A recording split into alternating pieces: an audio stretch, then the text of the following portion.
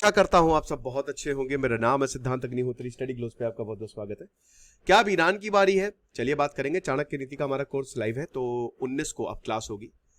तो देखिए, असाद गिर गए हैं। अब सब ये है कि ईरान भी गया, नाच रहे हैं सबके सब अयातुल्ला खोमेनी। बेटा इतना आसान नहीं है, ईरान इज डेंजरस। और ईरान को हराना, देखिए क्या है मैं बताता हूँ।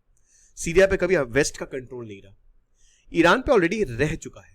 तो लोगों को पता है कि उससे कुछ मिलना जुलना नहीं, हमारे रिसोर्सेज जाएंगे, है ना। लेकिन फिर भी ईरान और रशिया ने इस बार सीरिया की मदद नहीं की है। ईरान की बच गई है, लिटरली बच गई है। इस समय डर का माहौल है ईरान में कि भैया अगला हमारा दरवाजा है। सारी बड़ी बड़ी रियासतें पहले बांग्लादेश गया, एक डेमोक्रेसी, वो खत्म।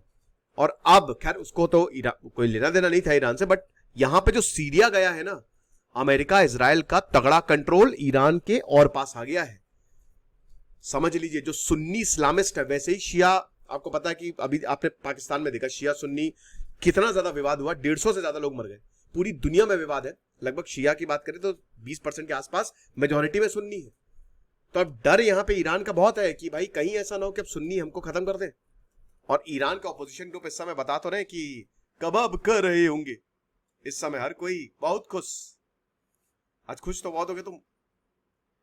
तो इंटरनल स्टेबिलिटी कितनी है यहां पे टेस्ट होने वाला है, क्योंकि कैस्केडिंग इफेक्ट हो सकता है, जैसा अरब स्प्रिंग में हुआ था। सीरिया गया। देखिए, जब ऐसे रेवोल्यूशन होते हैं ना, तो यही होता है। तुनीशिया गया, फिर इजिप्ट गया, फिर सीरिया गया, फिर इराक गया 2011 में, सऊदी, यमन, एक एक करके पूरा वेस्ट एशिया गया था। यही 1979 और 1980s में हुआ। तो हर जगह यही होता है। एक बार रेवोल्यूशन आया तो तड़ा तड़ा जैसे होता है ना, वो मतलब सब गिरेंगे एक तरीके से। तो अब देखिए क्या है कि ईरान और रशिया ने हमेशा से बशार अल असद को सपोर्ट किया है, कहलाया है, एक दोस्त रहा है। सीरिया का अलाइनमेंट रहा, axis of resistance. Even China भी इसमें आप मिला लीजिए, सबकी हार है।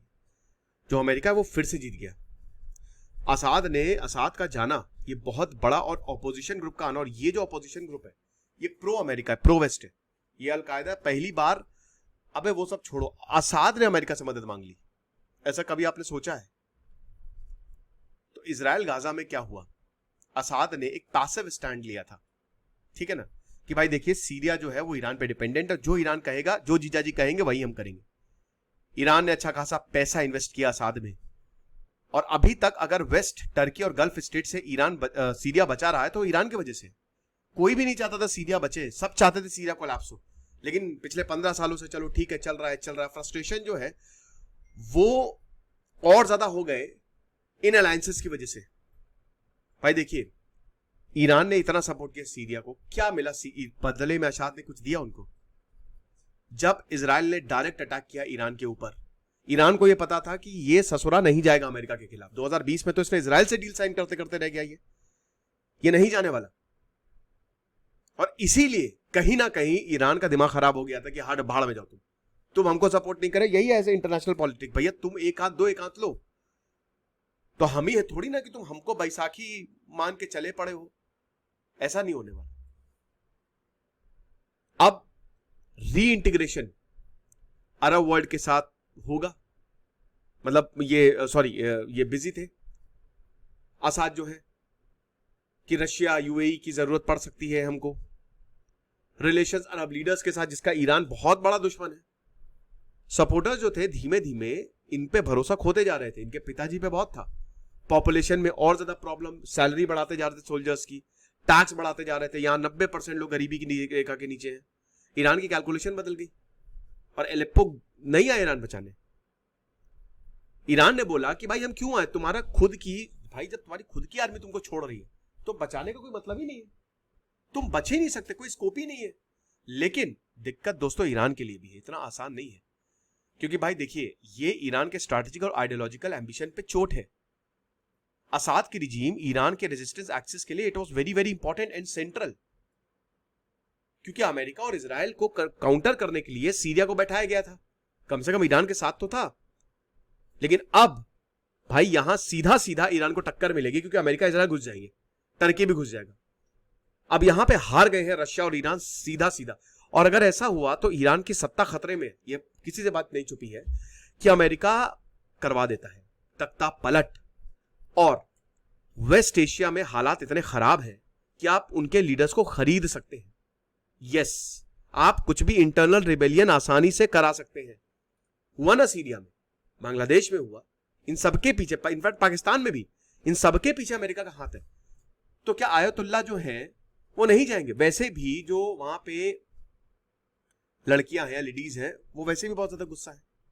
अभी तक महसाना अमीनी के घाव भरे नहीं है ना?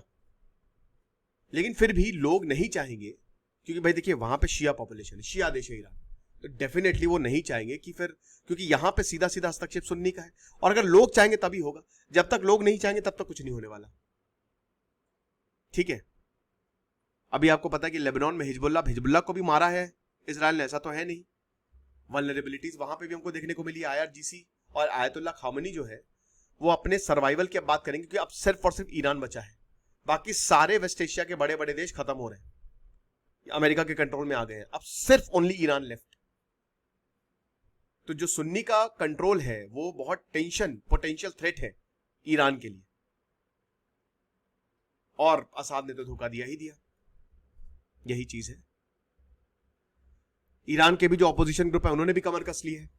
हो सकता है अगले साल तक को ईरान में, कि जैसे सीरिया की मिलिट्री टूटी है, फ्रैक्चर्ड थी, वैसे ईरान की मिलिट्री में भी प्रॉब्लम्स है ना? अब ईरान के पास क्या भाई, न्यूक्लियर प्रोग्राम को बढ़ाए, बट डोनाल्ड ट्रंप आने वाले हैं, डोनाल्ड ट्रंप आएंगे और बहुत ज्यादा प्रॉब्लम क्रिएट करेंगे। ये चीज है। रशिया अब सिक्योरिटी गारंटी नहीं दे सकता ईरान की, एक्सेस ऑफ रेजिस्टेंस टूटता जा रहा है, ऐसा लग रहा है। सीरिया के मामले में देख लिया, नहीं मदद की, है ना? अब ईरान जो है आर्म्स दे रहा है रशिया को, म्यूचुअल रिलायंस, डिपेंडेंस, मतलब उससे हटके म्यूचुअल रिलायंस में बात कर रहा है, इंटरडिपेंडेंसी क्रिएट कर रहा है ईरान। लेकिन कितना ज्यादा ये कारगर साबित होगा ये देखना पड़ेगा। अब ईरान हो सकता है कि अमेरिका से बार्गेन कर ले, बट इसमें भी ईरान की जीत है, फिर रशिया अकेला पड़ जाएगा, पड़ गया है। 2015 की जैसे न्यूक्लियर डील की थी, हो सकता है ईरान कर ले, शायद ईरान के लिए अच्छा भी हो। अमेरिका बोल दे कि ठीक है हम कुछ ऐसा तख्ता पलट नहीं करवाएंगे, तुम्हारे लीडर रहेंगे, बदले में हमको ये चाहिए, गाजा और लेबनान में सीज फायर, और तुम कुछ नहीं बोलोगे। ईरान हो सकता मान जाए, ठीक है भैया इजराइल जो कर रहा है वो कर रहा है, हम चुप है। नेवर नो क्या हो सकता है। सीरिया का फ्यूचर अभी कुछ पता नहीं है, लेकिन एक चीज पक्की है, अमेरिका टर्की का कंट्रोल होगा, और अगर ये हुआ तो ईरान की लीडरशिप के लिए डायरेक्ट खतरा होने वाला है इनफैक्ट हो गया है, और बहुत चिंतित है ईरान इस समय। देखेंगे क्या होगा। Thank you so much.